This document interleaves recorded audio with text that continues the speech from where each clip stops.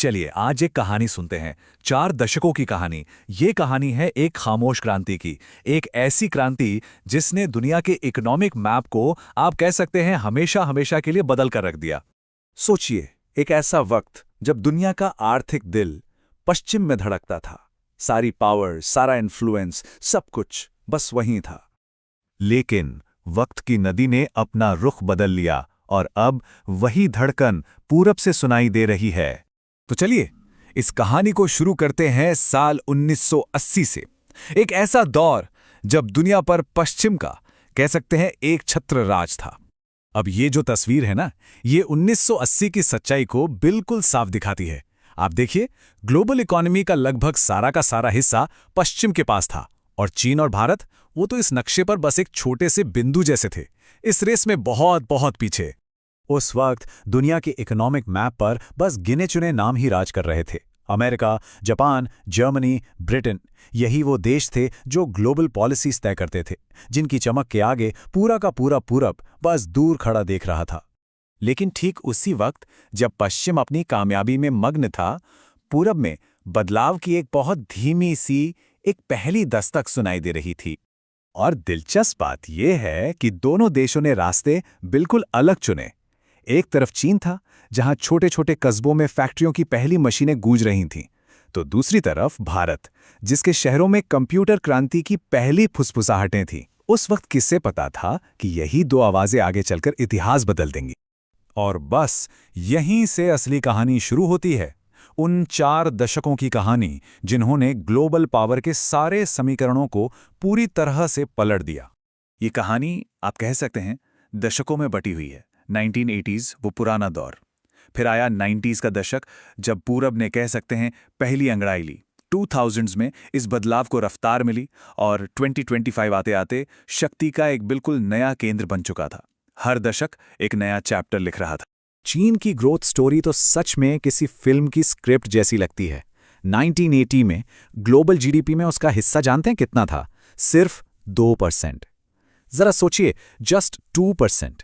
और आज वो दुनिया की दूसरी सबसे बड़ी इकोनॉमी है।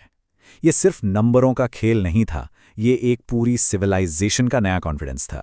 अब भारत की कहानी चीन से थोड़ी अलग थी, शांत थी लेकिन उतनी ही गहरी। इसकी ताकत टिकी थी 3 पिलर्स पर। पहला, देश की विशाल युवा आबादी, जिसे हम पॉपुलेशन डिविडेंड कहते हैं।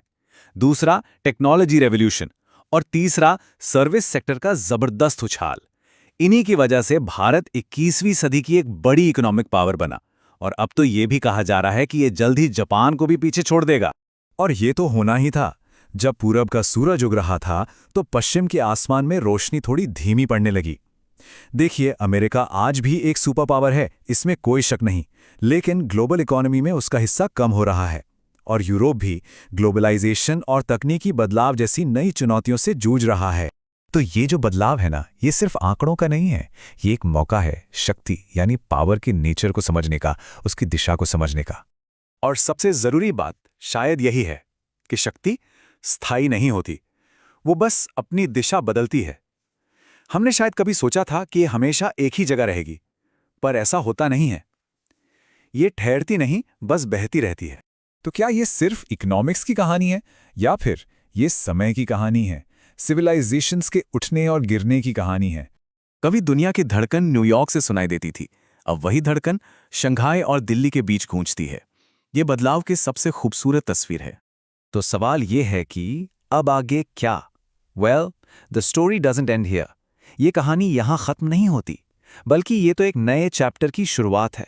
2025 का ये नक्शा देखिए, ये भविष्य की तस्वीर है। अब मैदान में सिर्फ पुराने खिलाड़ी नहीं है, नहीं, चीन और भारत के साथ साथ इंडोनेशिया, नाइजीरिया, ऐसे कई नए पावर सेंटर्स उभर रहे हैं। मतलब साफ है, दुनिया अब मल्टीपोलर हो चुकी है। ग्लोबल पावर अब किसी एक के हाथ में नहीं, बल्कि कई हाथों में बट गई है। और शायद यही समय का नियम है। इतिहास गवाह है, हमेशा से ऐसा ही होता आया है। हर उगता सूरज एक पुरानी शाम को पीछे छोड़ ही जाता है। ये जो पावर का शिफ्ट है, ये अभी पूरा नहीं हुआ है, ये तो बस एक नया मोड़ है और ये कहानी अब भी लिखी जा रही है।